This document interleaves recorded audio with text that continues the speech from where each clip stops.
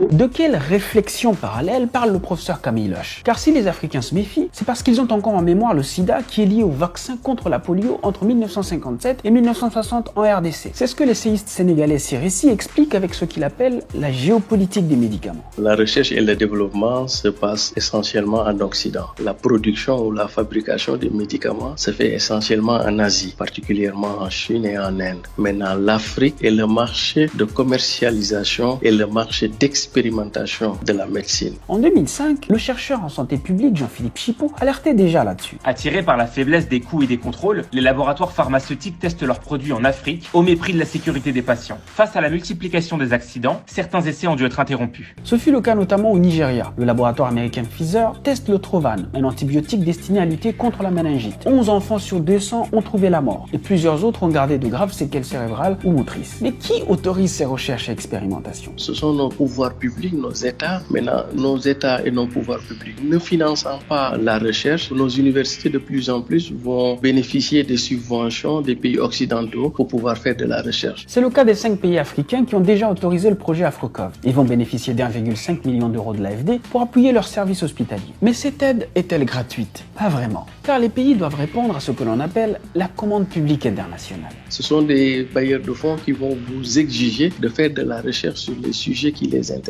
particulièrement. Et cela dure depuis des décennies. Dans un article co-publié en 1999, 4 chercheurs français faisaient une étrange remarque. Sur les 1450 nouveaux médicaments commercialisés entre 1972 et 1997, 13 étaient spécialement pour les maladies tropicales et considérés comme des médicaments essentiels. Pourtant, ce sont elles qui tuent le plus en Afrique. Et je vais vous donner juste un exemple. Ici, en Afrique, la maladie qui tue le plus, c'est le paludisme. Mais pendant longtemps, la communauté internationale, ce qui l'intéressait, c'était la recherche sur le VIH-Sida, même si le Sida aussi fait des ravages. Puisqu'on parle du Sida, revenons donc au cas des prostituées dont parle le professeur Jean-Paul Mira. De juillet 2004 à janvier 2005, le laboratoire américain Gilead Sciences, financé par les États-Unis et par la fondation Bill et Melinda Gates, fait tester l'antiviral tenofovir sur 400 prostituées camerounaises. Les volontaires, souvent francophones et illettrés, ont reçu une information écrite en anglais. Certaines femmes pensaient même qu'on leur administrait un vaccin. Ces manquements éthiques graves seront dénoncés et les essais cliniques interrompus. D'après Jean-Philippe Chipeau, ces dérives révèlent comment les industriels du médicament utilisent les populations du Sud pour résoudre les problèmes sanitaires du Nord. Mais comment se fait-il que depuis plus de 60 ans, des pays dits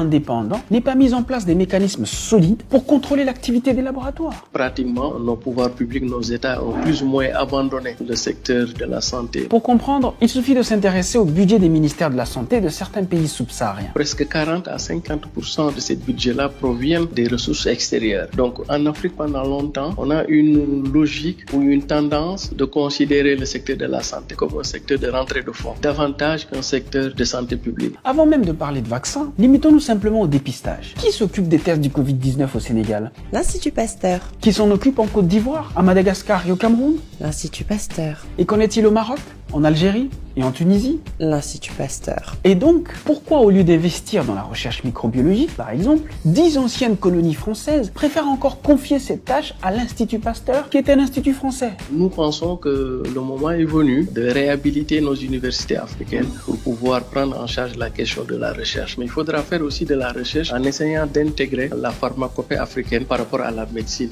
moderne. Cette pandémie ne serait-elle pas l'occasion pour l'Afrique d'apprendre une leçon vitale? Désormais, il faudra compter d'abord sur soi-même. Compter sur soi-même avant tout, compter sur soi-même après tout et compter sur soi-même par-dessus tout.